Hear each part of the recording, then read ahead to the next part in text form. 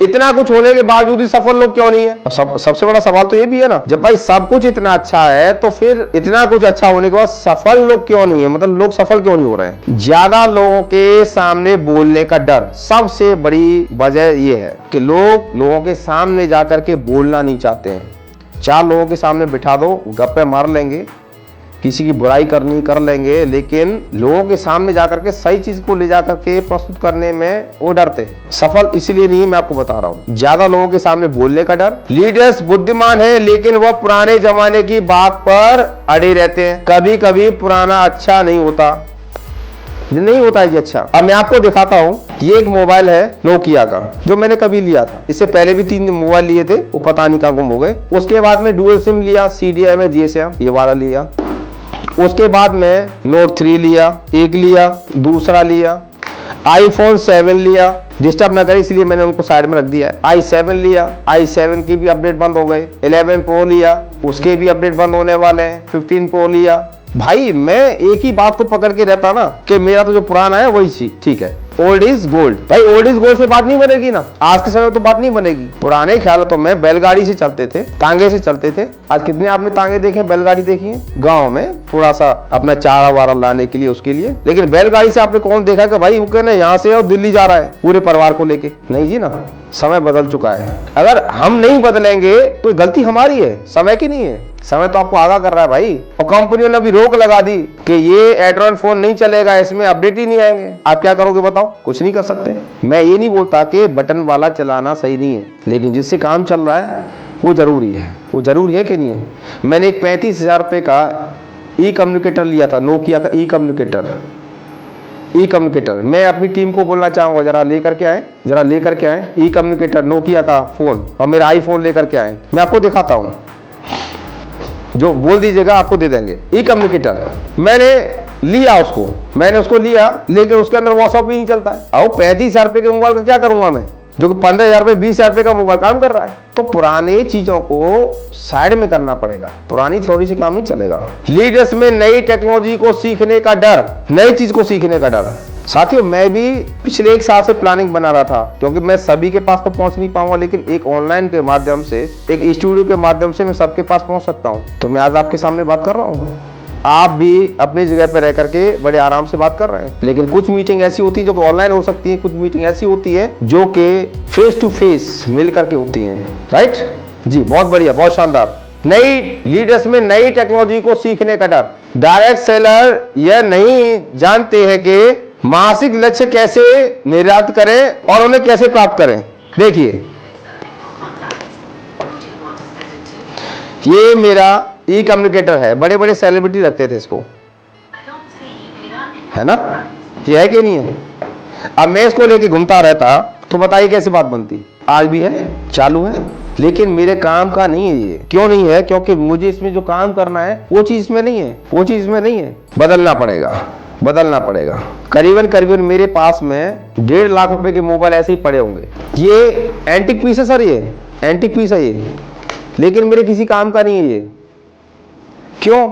WhatsApp चलता नहीं है, इंस्टाग्राम चलता नहीं है, एंटिक पीस बन के रखा हुआ है ये। अगर मैं या तो जिद पे बना रहा हूं कि इसको बदलूंगा नहीं, 35,000 पे डालें, मैं नया नहीं लूंगा, या मैं समय के साथ चलना चाहता हूं तो इसको साइड में करूं और आगे बढ़ूं, मैंने वही किया। डायरेक्ट सेलर यह नहीं जानते हैं कि मासिक लक्ष्य, अपना गोल सेटिंग कैसे करें, कैसे निर्धारित करें, उनको प्राप्त कैसे करें, लोगों को पता नहीं है। डायरेक्ट सेलर यह नहीं जानते कि प्रोडक्ट कैसे बेचना है। सेल्स की ट्रेनिंग नहीं होती है, बहुत कम होती है। सिस्टम ऐसा करो, वैसा करो, ऐसा करो, ऐसा करो, ऐसे करना चाहिए, वैसे करना चाहिए, ये सारी बातें चलती है, लेकिन उनको एक्चुअल में ये नहीं बताया कि बेटा इसको बेचना कैसे है। पैसा किससे आएगा? बेचने से आएगा, रिकमेंड करने से आएगा। वो ट्रेनिंग होती नहीं है। हर कोई हिट एंड ट्रायल कर रहा है, तुक्का लग गया तो ठीक, चल गया तो ठीक, नहीं तो कोई बात नहीं है।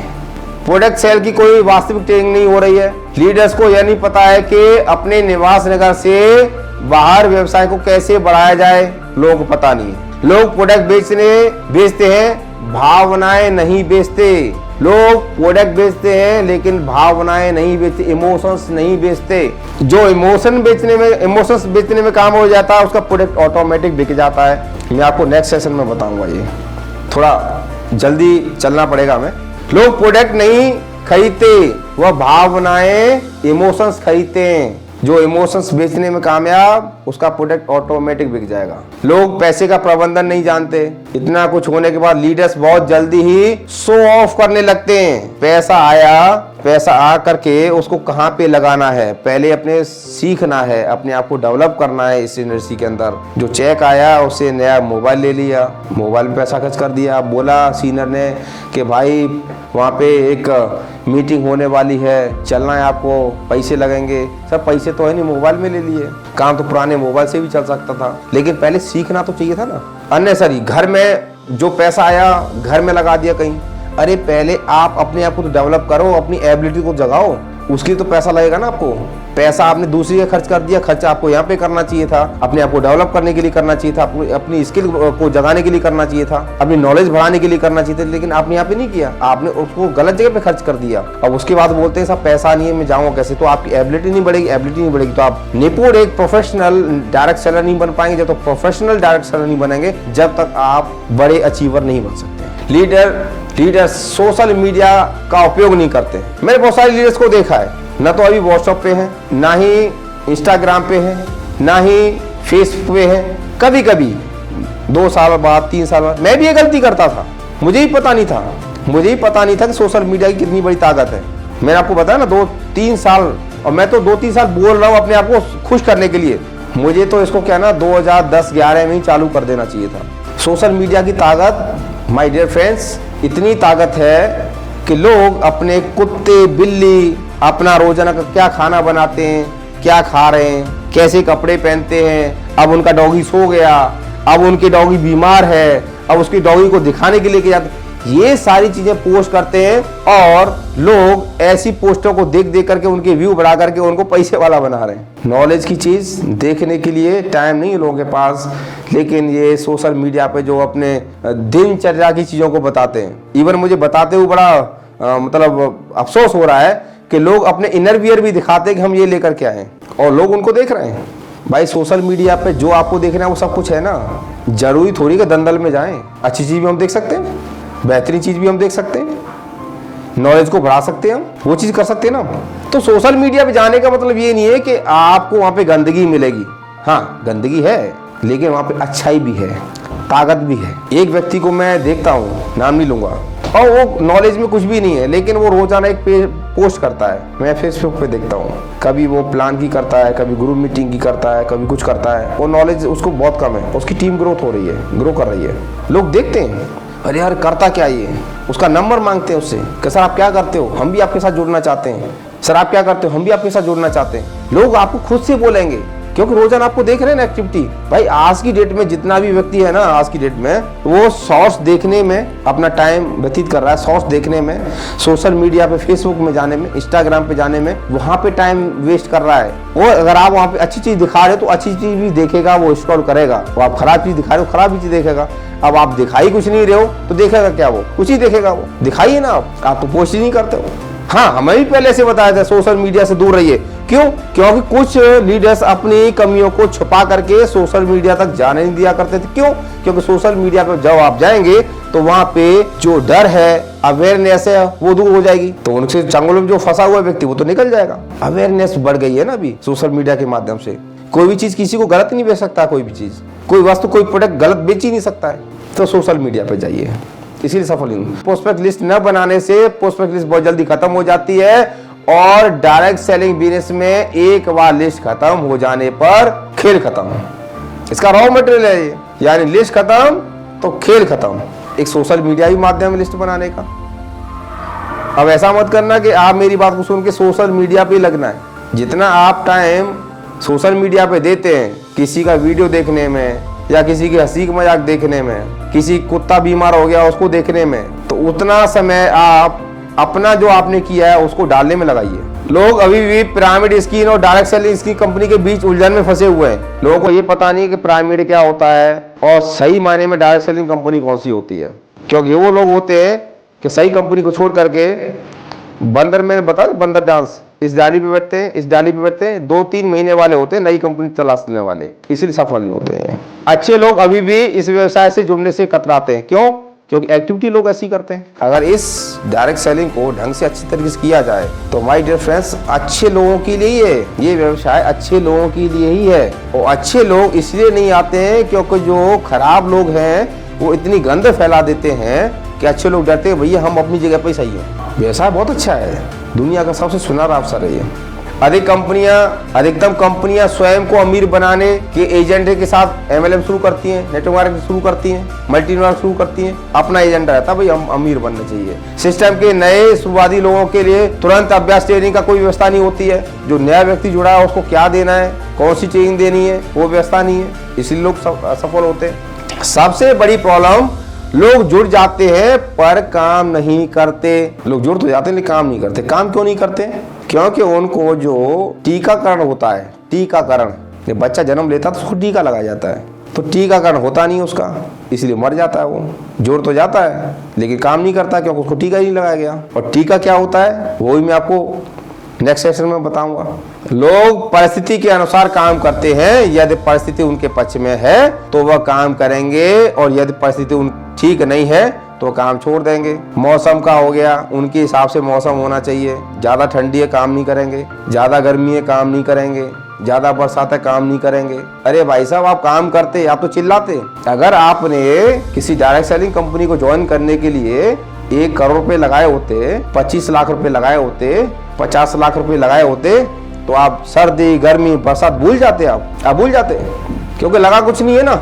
जिसका नहीं लगता है धन कैसे लगेगा मन? आप किसी शॉप वाले से पूछिए जैसे 20-25 लाख रुपए लगा करके अपने यहाँ धंधा डाला हो, उसको बोलना कि आज बरसात हो रही है छोड़ो नहीं जी, काहे को जाते हो, छुट्टी मार दो आज, शटर डाउन। बोलेगा साहब आग भी बरसेगी ना तो भी जाऊंगा, क्योंकि ग्राहक का और मौत का कुछ पता नहीं कब आ जाए। मैंने पैसा लगाया है तो मैं ग्राहक के लिए इंतजार में जरूर जाऊंगा। तो खोलेगा शटर वो, कुछ भी हो। हाँ एक टाइम फिक्स हो सकता है कि संडे को बंद रहती है तो संडे को बंद करेगा। जिसने पैसा लगाया है ना वो जानता है। यहाँ पे पैसा लगता नहीं है साहब, जो आप पैसा देते हो उसमें तो प्रोडक्ट आ जाते हैं उस कॉस्ट के। लगता क्या है यहाँ पे पता आपको? यहाँ पे लगते हैं सपने, यहाँ पे लगता है जोश, जुनून, इच्छा शक्ति, वो लगती है यहाँ पे। अब वो है तो इंसान कामयाब होता है। प्रोडक्ट बेचना, सेल करना ये सब अलग चीज है सर। डायरेक्ट सेलिंग व्यवसाय में, डायरेक्ट सेलिंग व्यवसाय से जुड़ने वाले लोगों की 3 श्रेणियां हैं। पहली कौन सी है? मिथकीय। डायरेक्ट सेलिंग व्यवसाय को लॉटरी टिकट की तरह समझकर आते हैं। चलो यार प्रोडक्ट का तो पैसा हम दे रहे हैं, प्रोडक्ट तो मिल ही रहे हैं, चल गया तो ठीक है, एक सट्टे की तरह ही लगा देते हैं। लखपति बन गए तो ठीक है, नहीं तो अपने बाप का क्या जाता है। ऐसे लोग आते हैं। दूसरे कौन थे? शौकिया। अरे हमने उस कंपनी में किया था, हमने उस कंपनी में किया था, हमने इस कंपनी में किया था, चलो यार देख लेते हैं। अलग अलग प्लान पर ध्यान देने वाले और खास तौर पर किस्मत को आजमाने वाले लोग होते हैं ये।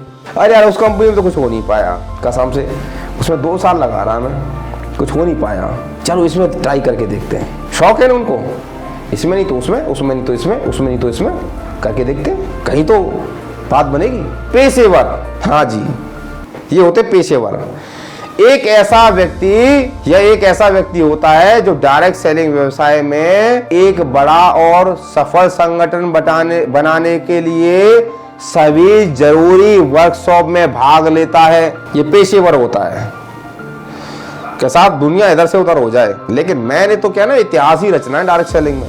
यह एक ऐसा व्यक्ति होता है जो डायरेक्ट सेलिंग व्यवसाय में एक बड़ा और सफल संगठन बनाने के लिए सभी जरूरी वर्कशॉप में भाग लेता है, सभी आवश्यक पुस्तकें पढ़ता है और अपने भीतर योग्यताओं को विकसित करने के लिए हमेशा सीखता रहता है। ये सीखता रहता है, योग्यता को विकसित करना है। प्लान दिखाना नहीं आता है, सीखूंगा। लिस्ट बनाना नहीं आता है, सीखूंगा।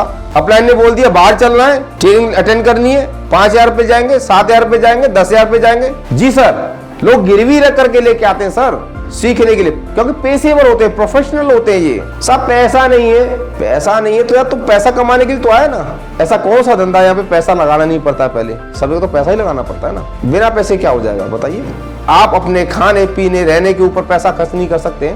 कोई भी आज तक ट्रेनिंग में, जितनी आउट ऑफ ट्रेनिंग होती है, कोई भी आपसे पैसे नहीं लेता सिखाने के, आपके सिर्फ आपके ऊपर खर्च होते हैं पैसे उनको मांगता है, वो तो ईमानदारी से देना चाहिए। इसके ऊपर भी आगे बात करेंगे। 2 तरह के घोड़े होते हैं। कितने? 2 तरह के घोड़े होते हैं। हाँ जी 2 तरह के घोड़े होते हैं। रेस में दौड़ने वाले घोड़े, हाँ एक रेस में दौड़ने वाला घोड़ा होता है और एक होता है शादी में बैंड के आगे चलने वाला घोड़ा। आप कौन से घोड़े हो? खुद डिसाइड करो भाई, आप डिसाइड करो कौन से वाले घोड़े हो, रेस में दौड़ने वाले या शादी के बैंड में, जो बैंड रहता है ना शादी में, बैंड के आगे चलने वाले। डिसाइड आप करें। और आपको एक चीज बताता हूँ, मैं चाहता हूँ कि आप रेस में दौड़ने वाले घोड़े बने। मैं ये चाहता हूँ आप रेस में दौड़ने वाले घोड़े बने, न कि एक ऐसा घोड़ा जो शादी में बैंड के आगे चलता है। आप लिख के डालिए आप कौन से वाले घोड़े बनना चाहते हैं, रेस वाले। लेकिन मैं कमिटमेंट करता हूं कि आपको मैं अब रेस वाला घोड़ा बना के छोड़ूंगा, लेकिन बशर्ते आपको मेरे साथ में रुके रहना होगा, छोड़ना नहीं है, भागना नहीं है, भागना नहीं है। मैं आपसे कोई पैसा नहीं दे रहा हूँ, कोई पैसा खर्च नहीं करवा रहा हूँ मैं आपका। लेकिन फ्री की चीज की वैल्यू नहीं होती है, ये भी सत्य है। फ्री की चीज की वैल्यू नहीं होती है। भगवान ने आपको जो फ्री में दिया है उसकी वैल्यू करना सीखिए, क्योंकि साथियों फ्री की चीज की वैल्यू नहीं होती है। भगवान का प्रसाद जब बांटा जाता है, वितरण किया जाता है, तो लोग लाइन लगा करके भागते हैं, दौड़ते हैं भगवान का प्रसाद लेने के लिए। वो भी फ्री का ही होता है एक तरीके से देखा जाए तो। आप उसके लिए कुछ खर्च नहीं करते। फ्री के प्रसाद के लिए जो लालसा रहती है, अटेंड करने के लिए, लेने के लिए, खाने के लिए, वही श्रद्धा आप मेरी मीटिंग जो भी मैं करूंगा उनको दिखाने के लिए, देखने के लिए, अटेंड करने के लिए देना। पूरी श्रद्धा, अपनी पूरी ईमानदारी से। मैं आपसे 1 रुपया नहीं मांगूंगा, बस उसी भाव से अटेंड करना मीटिंग को जिस प्रकार से भगवान का प्रसाद अटेंड किया जाता है। आपकी जिंदगी में बहुत बड़ा बदलाव हो जाएगा, इसके बात की गारंटी मैं लेता हूँ। घोड़े बनाएंगे हम आपको रेस वाला घोड़ा जो हर कोई व्यक्ति पसंद करना चाहे। अपनी टीम के हर सदस्य में 3 गुण की जांच करें। मुझे पता आप सब लोग रेस के घोड़ा बनना चाहते हैं, बहुत बधाई हो आपको, बहुत बहुत बधाई हो। लेकिन आप भी ये चाहेंगे कि आपके साथ में, आपकी टीम में, आपके साथ जो काम कर रहा है वो कौन सा घोड़ा है, रेस वाला घोड़ा है, कौन सा घोड़ा है। तो आपको मैं 3 चीजें बताने वाला हूं। अपनी टीम के हर सदस्य में यह 3 गुणों की जांच करें और आपको पता चल जाएगा ये कौन सा घोड़ा है। ये शादी के बैंड के आगे चलने वाला घोड़ा है या रेस का घोड़ा है। जानना चाहते हैं आप? चलिए, पहला, क्या वह डायरेक्ट सेलिंग दिल से करना चाहता है या नहीं? डायरेक्ट सेलिंग दिल से करना चाहता है या नहीं? क्या वह डायरेक्ट सेलिंग दिल से सीखना चाहता है या नहीं? हाँ जी, करना चाहता है या नहीं, सीखना चाहता है या नहीं, ये आप चेक कर लेना। अगर आपको लगता है कि बंदा दिल से करना चाहता है, समझ लेना ये रेस वाला घोड़ा है। अगर आपको लगता है दिल से सीखना चाहता है, समझ लेना ये रेस वाला घोड़ा है। और जो बोलता है सीखने के नाम पे कैसा पैसे नहीं है, मैं सीखना नहीं चाहता, समझ लेना ये बैंड वाला घोड़ा है। ये रेस वाला घोड़ा हो ही नहीं सकता है। जो दिल से नहीं कर रहा है, बहानेबाजी आ जाती है, मौसम आ जाता है, ये पानी आ जाता है, गर्मी आ जाती है। अभी आपको मैंने बताया, जिसने 25-30 लाख रुपए लगा के रखे, उसे पूछना आप गर्मी सर्दी के बारे में। जो दिल से नहीं कर रहा है, नहीं करना चाहता, समझ लेना ये बैंड वाला घोड़ा है, ये रेस वाला घोड़ा हो नहीं सकता है। क्या वह डायरेक्ट सेलिंग के जरिए अपने सपने पूरे करने की इच्छा या भूख रखता है? भूखा है कि नहीं, उसके लिए लालसा है कि नहीं, उसको कुछ करके दिखाना चाहता है कि नहीं चाहता है, ये चेक करना। अगर ऐसा है तो समझ लेना वो रेस का घोड़ा है। अब भूख नहीं है उसको, समझ लेना कि वो बैंड वाला घोड़ा है। आग होनी चाहिए, जोश होना चाहिए। सीखने की बात है, यस सर सीखना चाहता हूं। करने की बात, यस सर करना चाहता हूं। सपने पूरे की बात की जाए, टारगेट बनाए, यस सर करना चाहता हूं, अचीव करके दिखाऊंगा, ये चीज होनी चाहिए। ये 3 गुण है उसके अंदर, समझ लो वो रेस वाला घोड़ा है। अन्यथा कौन सा घोड़ा है? शादी वाला। यदि कोई इन 3 गुणों में से एक गुण भी मिस कर देता है तो वह डायरेक्ट सेलिंग में सिर्फ एक टूरिस्ट कौन होता है? पर्यटक की तरह है, जो आया कुछ समय के लिए, घुमा, चला गया।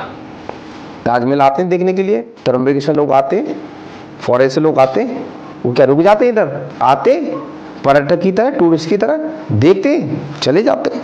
और कुछ ऐसे भी हैं जो यहाँ पे रह जाते, कृष्ण भक्ति में लीन हो जाते हैं, वृंदावन में जाकर के लीन हो जाते हैं, मतलब भक्ति में लीन हो जाते हैं, यहीं बस जाते हैं। क्यों? कि उनका दिल चाहता है यहाँ पे रुकना, उनका दिल चाहता है यहाँ पे इस संस्कृति को सीखना, उनका दिल चाहता है कि रामायण, महाभारत, गीता के बारे में जानना, सीखना, रुक जाते हैं यहाँ पे। आप न तो सीखना चाहते हो ना आप करना चाहते हो, तो भैया आप तो डायरेक्ट सेलिंग में आओगे एक पर्यटक की तरह, आए और गए, आए राम और गए राम, वो वाली कंडीशन है, इसीलिए लोग सफल नहीं होते हैं।